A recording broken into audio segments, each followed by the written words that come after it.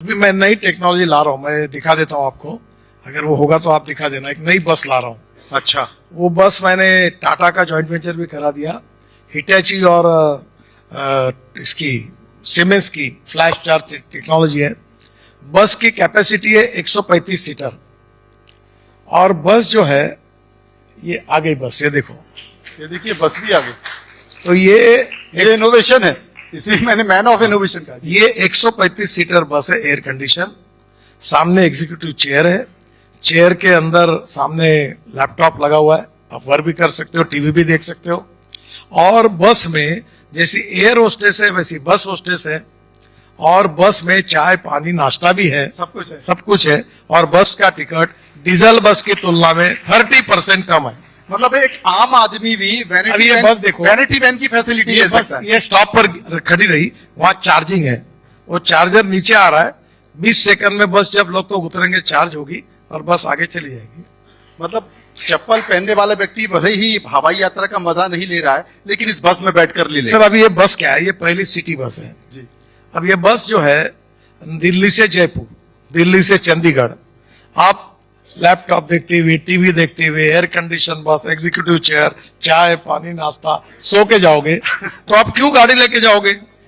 और सस्ते में, डीजल बस की तुलना में 30% सस्ता टिकट। तो फिर इसी में जाएंगे। हाँ बिल्कुल। अभी मेरे पब्लिक ट्रांसपोर्ट को कंफर्टेबल करने से गाड़ियों का उपयोग कम होगा, उससे प्रदूषण भी कम होगा और लोगों को राहत मिलेगी। अभी मेरे साथी अखिलेश यादव जी इसी मंच पर थे, मेरी सहयोगी तारीफ कर रही थी इंफ्रास्ट्रक्चर की, रोड्स की।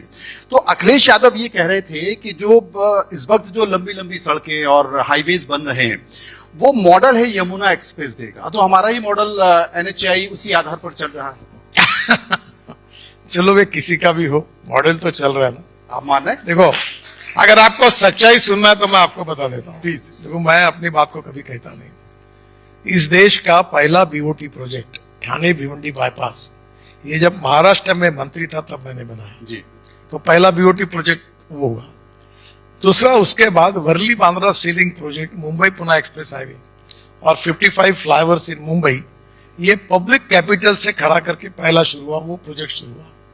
और that is the starting. Atal ji ने मुझे बुलाया था, मेरी उम्र 34 साल की थी तब मुझे उन्होंने प्रधानमंत्री ग्राम सड़क योजना बनाने का सौभाग्य दिया, वो योजना मैंने बनाई। तब से आप इनोवेशन कर रहे हैं सरकारों में। देखो, इनोवेशन में हमको पहली बता दूं, मैं कोई साइंटिस्ट नहीं, इंजीनियर नहीं हूँ और मैं बहुत विद्वान भी नहीं हूँ। नहीं, मैं इसलिए कह रहा हूं क्योंकि जीवन में सबसे बड़ा ज्ञान जो है वो व्यवहारिक ज्ञान होता है। सर ये कुछ करने की इच्छा चाहिए जी। देखो आप, मैं 75 का इमरजेंसी में हायर मैट्रिक में था और मेरी घर की इच्छा थी कि मैं इंजीनियर बनूं और मैं थोड़ा फर्स्ट क्लास में पास होता था। पर जैसे वो इमरजेंसी लगी, घर बाहर के लोग जेल में गए, तो मैं इमरजेंसी के खिलाफ काम करने लगा और मेरा नुकसान ये हुआ कि मुझे मैट्रिक में 52% मार्क मिले और साइंस ग्रुप में 49.26% मिले, तो मैं डिस्क्वालीफाई हो गया। इंजीनियरिंग की एडमिशन तो मिलने की बात ही नहीं, मैं एडमिशन के लिए डिस्क्वालीफाई। अब मुझे 14 डिलीट्स मिली है, डॉक्टरेट नहीं डिलीट मिली है, और 7 डिलीट मेरी जो है वो एग्रीकल्चर साइंस में है। अब मैं अभी मेरे खेती में AI इन एग्रीकल्चर लगा है और उसमें मेरे यहाँ वेदर स्टेशन है, जमीन का मॉइस्चर कितना गिनने का यंत्र लगा हुआ है, माइक्रोसॉफ्ट और गूगल के साथ मैं काम कर रहा हूँ। अमेरिकन सैटेलाइट मेरे खेती के फोटो निकालकर मुझे भेजती है और वो बता दे कि 4 दिन के बाद कौन सा डिसीज आने वाला है। अब मेरा 50% फर्टिलाइजर और इससे खर्चा कम हुआ, पानी का खर्चा आधा हो गया और प्रोडक्टिविटी डबल होने वाली है। तो ये टेक्नोलॉजी जो होती है ये हर जगह उपयोगी होती है। Highway, tunnels, road, green express highway के साथ हम रोपवे और केबल कार, फैनाकुलर रेलवे, इसमें काम कर रहे 260 हमारे प्रोजेक्ट है। मैं आपको बहुत इंटरेस्टिंग बात बताऊंगा जी।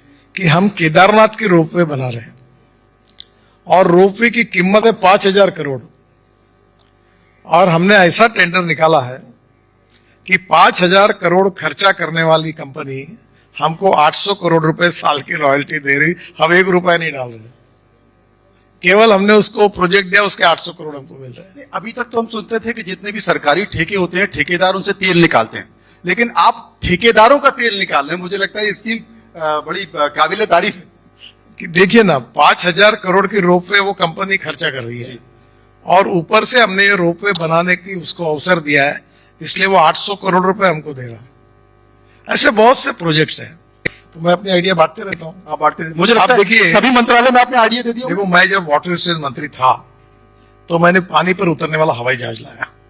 एविएशन मंत्री जो उनको लेके गया और गिरगांव चौपाटी और समुद्र पे उतरा, और वो हवाई जहाज बाद में मोदी जी ने कहा कि मुझे भी बैठना है इसमें। अच्छा, तो मुझे नुपेंद्र मिश्रा का फोन आया, तो उन्होंने कहा कि आपको पता नहीं है कि ये सिंगल इंजन का है, तो पीएम साहब कैसे जा सकते हैं? जी। तो बोले आप उनसे बात करिए। तो मैंने कहा मैं कैसे समझाऊं? तो मैंने बात की कि मोदी जी ये सिंगल इंजन का है। बोले आप कानून की बात आप कब से करने लगे? बोले आप तो कानून तोड़ने का काम करते हैं, मुझे जाना है। बोले और मोदी जी वो अपने नर्मदा के फ्रंट से, नहीं अपनी कौन सी नदी, साबरमती फ्रंट से उड़कर सरदार सरोवर गए, और मैंने तुरंत उनका अरेस्ट कर दिया। अब मैं वो देखता हूँ रोपवे, केबल कार, फेनाकुलर वे, डबल डेकर बस हवा में चलने वाली, और अभी ये पानी पे उतरने वाला हवाई जहाज। मैंने 26 रोड ऐसे बनाए कि जहां मिलिट्री का बड़ा से बड़ा विमान उतार सकता है एयर स्ट्रिप जैसे। मैं राजनाथ सिंह को लेके गया, रावत साहब को लेके गया, और मैंने कहा एक काम करो, जैसे रेलवे फाटक होता है ना कि रेलवे आती तो फाटक बंद, वैसे हवाई जहाज उतरेगा तो रोड बंद, हवाई जहाज उतर के एयरपोर्ट गया रोड चालू, फिर बंद, फिर हवाई जहाज उड़ के गया चालू। अब मैं ऐसे 25-30 एयरपोर्ट चालू कर सकता हूँ सीमाओं पर। जी। नितिन जी, चूंकि आपने बहुत अच्छे हाईवे बनाए हैं, उनकी गति बहुत अच्छी है, लोगों का समय बच रहा है, लेकिन चिंता एक्सीडेंट को लेकर भी हो रही है। बॉटलनेक जो हो रहा है उसे लेकर चिंता हो रही है। अवैध जो ढाबे हाईवेज पर खुल रहे हैं जिस पर कोई रोक नहीं है, उसे लेकर चिंता हो रही है। और अभी परसों सुप्रीम कोर्ट ने भी इस बात को लेकर चिंता व्यक्त की है और मंत्रालय से पूछा भी है कि आप क्या कर रहे हैं, कैसे इस समस्या से निपटा जा सकता है। देखिए, पहली बात तो ऐसी है कि जो एक्सीडेंट्स होते हैं उसमें 4 प्रकार की समस्या है जी। एक रोड इंजीनियरिंग, एक ऑटोमोबाइल इंजीनियरिंग। तो रोड इंजीनियरिंग में बहुत कमियां है हमारे यहाँ।